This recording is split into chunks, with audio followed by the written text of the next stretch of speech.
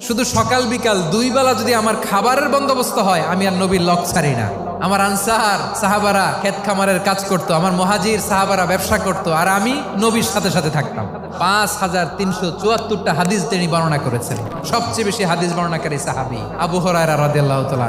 বিড়ালের বাবা কি করতেন? খালি হাদিস মুখস্থ করতেন। হাদিস প্রিজার্ভেশনের কাজে বিশ্বনবী ওনাকে কাজে লাগিয়েছেন। উনি একদিন বলেন, ইয়া রাসূলুল্লাহ আসমাউ মিনকা কাসীরান ফালা আহফাজু। নবী অনেক কথা শুনি, আমার মনে থাকে না। বিশ্বনবী বললেন, তাই তোমার চাদরটা বিছাও। আবু হুরায়রা বিছালেন। বিশ্বনবী হাত বুলায় দিলেন। এরপরে অনেক হাদিস বর্ণনা করলেন। আবু হুরায়রা বলে, তারপর থেকে বিশ্বনবী যাই বর্ণনা করে আমি শুনি আর একটাও বলি না। এখন সুবহানাল্লাহ। বিশ্বনবী ওনাকে নবীর এই যে লক্ষ্য হাদিস প্রিজার্ভেশনের এই দায়িত্ব দিয়েছেন সাইয়েদনা আবু হুরায়রা রাদিয়াল্লাহু তাআলা।